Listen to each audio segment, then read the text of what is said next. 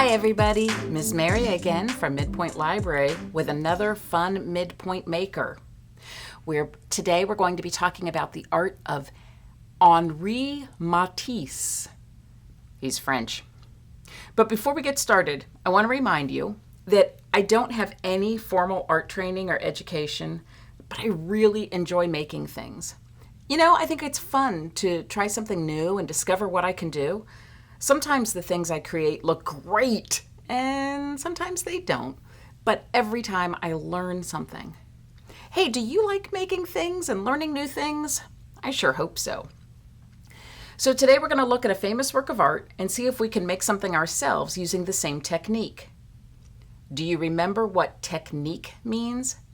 It's a big word that means way. The way an artist makes their art is called their technique. If you like to eat spaghetti by twirling it around your fork, then twirling is your spaghetti technique. Make sense? Let's keep going. So today we're looking at work created by an artist named Henri Matisse. When it's written out, it looks like Henri Matisse, but it's pronounced Henri Matisse. So he was born in France about 150 years ago, and Henri's father wanted him to be a lawyer. So Henri went to law school and graduated and worked as a lawyer for a few years, but he didn't really enjoy it. Then Henri got sick and he couldn't work for a while. So his mother, who was a painter, gave him some of her painting supplies, and he started painting. This is one of his paintings right here. Henri's dad wasn't too happy about the painting, and many of Henri's teachers did not think he was a very good painter either. Henri had to practice a lot to create art that people liked. Okay? Famous artist, he had to practice a lot. So that's something I try to keep in mind when I make a project and it doesn't work right the first time. Famous artists had to practice a lot. Why shouldn't I? Anyway, Henri believed that it was more important to show emotions and feeling in art than it was to paint realistically. He used a lot of bright colors in his paintings, like this one called The Open Window. It feels like we're looking through a window past the flower pots at the bottom, and here we see sailboats bobbing in the water. But if we look at the parts of the flowers, we see they're really blobs of color that our mind decides are flowers. And here, 3 stripes of color and a red line going up becomes a boat in our imagination. Pretty neat, huh? As Henri got older, he found that painting took a lot more energy than he had because he was sick for most of his life. So he decided to draw with pencils instead. But then Henri did something new and different. He started using scissors to cut up pieces of paper. Henri often included flowers or other plants in many of his paintings. And when he created art with scissors, he again used flowers and leaf shapes. In this work, called La Gerbe, we see similar shapes in many colors. It kind of looks like a bundle of leaves together, doesn't it? In fact, La Gerbe means the sheaf or a gathering of leaves. So today we're going to make our own art using scissors and paper. Okay? So I'm going to put this one out. This is the kind of thing that we're going to work on. Okay, so for this project, we're going to need these materials. I'm going to put this one aside. We're going to need some paper. Henri liked to use bright colors, so I have some yellow and blue and green. Now, Henri didn't use colored paper like we're using. He used painted paper. When he was too sick, to get out of bed and move around, his assistants would paint huge pieces of paper, like big long rolls of it. They'd paint it all different colors, and then he would cut it up.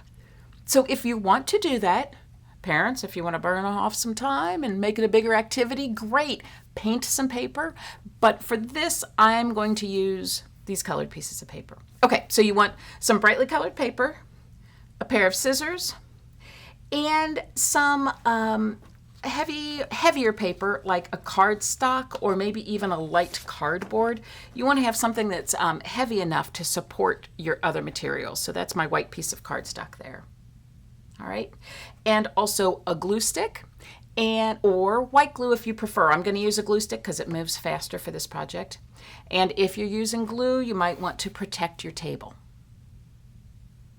Alexis, I'm pausing it because again, I forgot something. Ugh.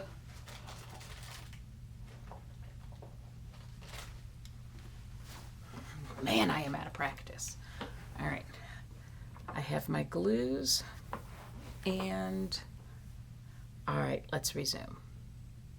Okay, so remember the number one rule of crafting with Miss Mary is there is no wrong way.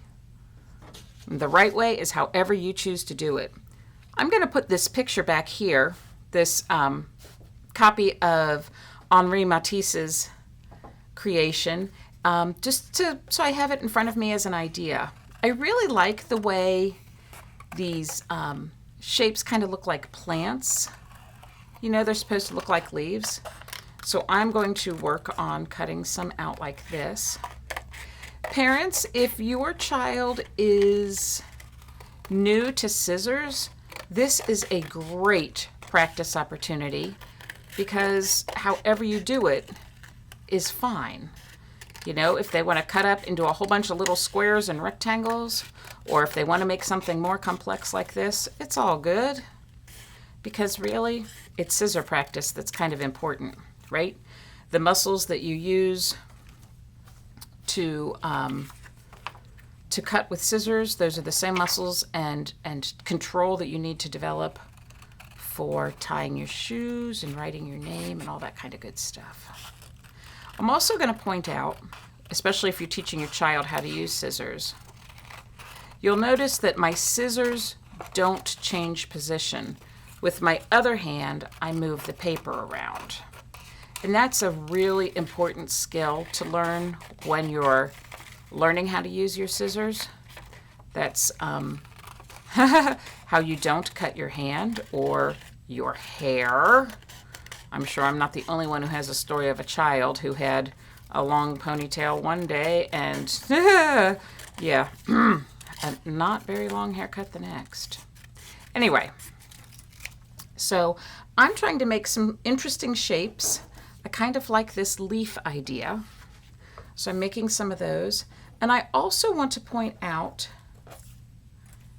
this piece here that's what's left after I cut out my shape. So we have this blue piece with the four, branches going up. And then this one that is the paper that's left after, artists call that the negative space, which I think is kind of a cool term for that.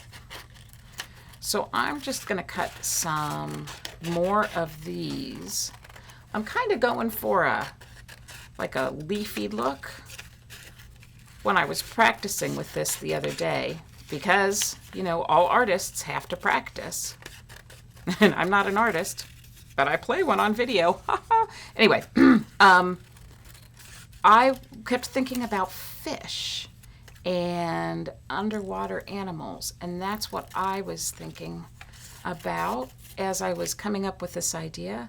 And I thought maybe I could make an underwater scene. Now you might want to make something different with yours. Maybe you were thinking about, I don't know. Matisse used a lot of plant images, right? A lot of flowers and leaves. What are some other things that you could do?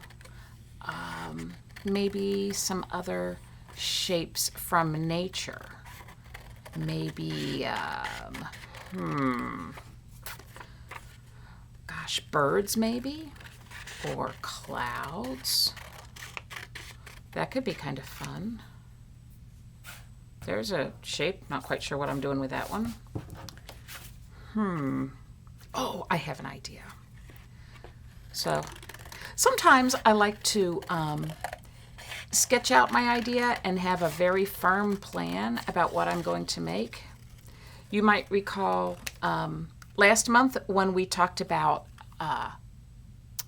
Eric Carle, that we made a picture of an elephant, and so I went into it knowing that it was going to be an elephant, although I wasn't quite sure what the elephant was going to look like. Speaking of Eric Carle, you know, when we talked about him, remember Eric Carle is the illustrator and author of The Very Hungry Caterpillar. And he used a similar technique where he used painted paper and cut it up and then glued it back together again, overlapping, not separated the way Henri Matisse did. But you know what? I think that Eric Carle got a lot of his ideas from Henri Matisse. I think that, you know, he looked at how Henri Matisse did it and said, I can do that too. Now, one of the big differences is that with Henri Matisse, each piece is a solid color, and they don't really overlap very much. With Eric Carle, he had, because his painted paper was cut up and then stuck back together so that not all the pieces were exactly the same color, he had a kind of different look than this. But it's the same principle, right? The same idea. So let's see. So now you've got your papers cut out. And you know, you probably noticed in Matisse that his shapes are pretty similar, but none of them are really the same. It's not like they're all cut identical. You know, sometimes when you want to have everything look identical, you might have a particular shape that you trace or cut out along, you know, along a certain line. But Matisse didn't really do that. He just kind of did it all freehand, and it came out however it looked. So let's see. And the other nice thing about a project like this is that you can just arrange all your pieces however you like before you glue them all down. You know, I'm going to move his out of the way so that we can work just on this one. So I was thinking of an ocean. You know, all those cool plants at the bottom of the ocean. Now I can line them all up like that, so I have a flat ocean bottom with a couple more up here. Oh, that's really squared off. I think I want that to be a little bit more rounded at the bottom.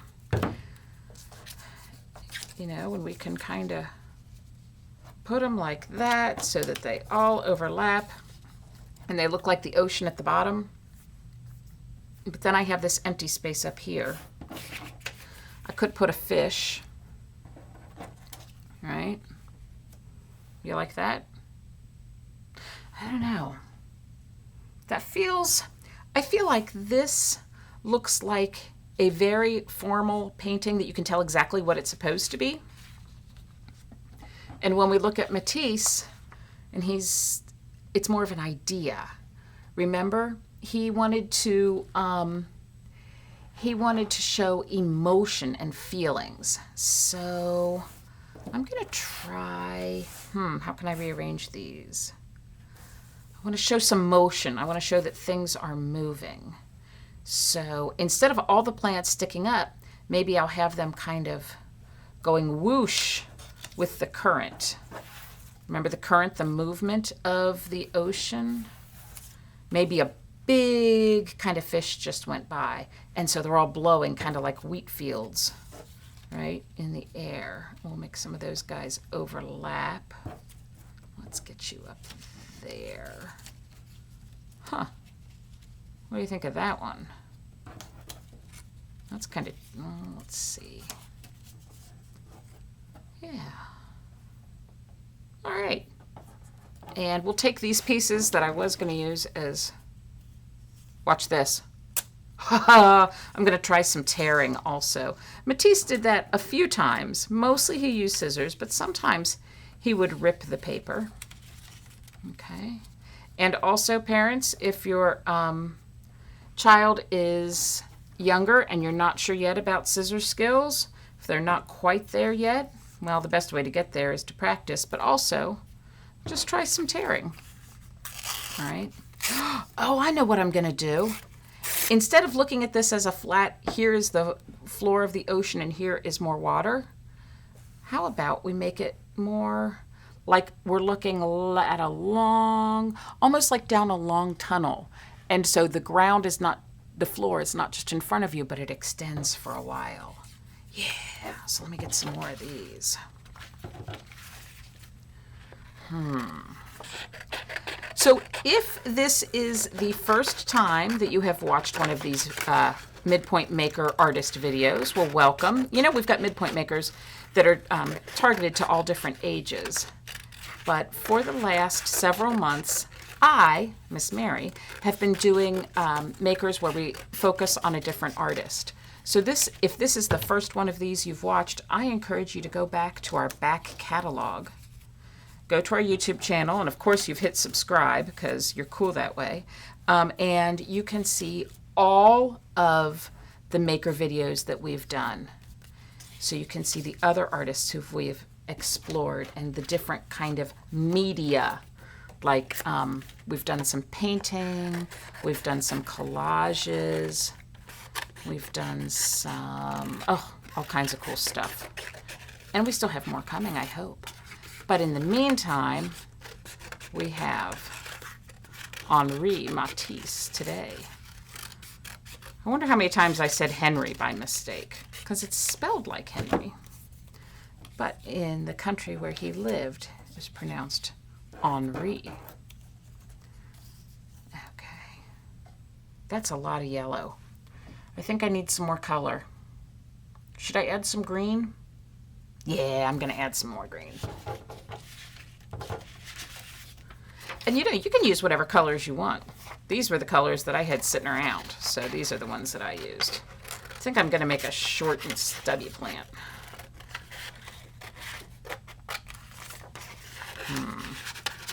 And some of them I think will have sharper edges. I think. I'll put that one in there. And some of them poking out in front. I need a little bit more, I think. Let's try. You know, now I'm kind of wishing that I had painted paper ahead of time to use, because then I could have a whole bunch more colors, you know, and I could have chosen exactly the shades that I wanted instead of just using the paper that I had around. But hey, it's not like this is the last art project I'm ever going to do, right? Next time, I'll do it differently. I bet Matisse said that all the time, too. Next time, I'm going to do it a little differently. What do you think? Does that sort of look like seaweed in the ocean? Gosh, now I'm thinking about if I had used a blue paper instead of white, then it would even look more like the ocean. But you know what? That's okay, because I'm using my imagination, and that's such an important thing. All right, so that's what I want this to look like. I've decided. This is what we're going with. Push all my other papers out of the way. Now, I'm going to show you a trick that I have learned. If I start picking pieces up, they'll probably not go back the same way.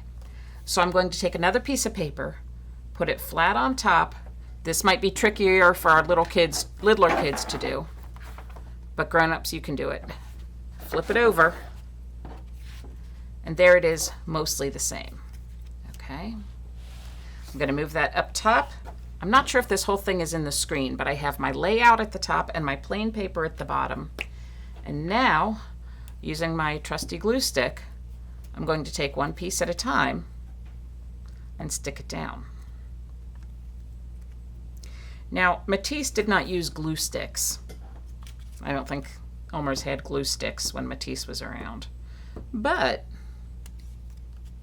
they sure are handy for us, huh? The picture that we are reimagining today, called La Gerbe, remember it means the sheaf or gathering of leaves. Matisse created that, I want to say in 1953, I think, which I know for kids feels like a very, very long time ago, but probably it's around when your grandparents were your age, or maybe a little older, or a little younger, depending. So, you know, it might feel forever ago to you, but I don't think it's that long ago. And it's kind of interesting to think that this design that so many of us like now, and this technique, remember technique is the way we do it, that's rather common now, it was kind of crazy and very new and different, something that hadn't been done before. And a lot of people thought that it was kind of strange, in fact. But that's a lot of what art is coming up with something new and different that people haven't seen before. And sometimes the things look kind of strange and maybe aren't to your liking, but somebody else might like them.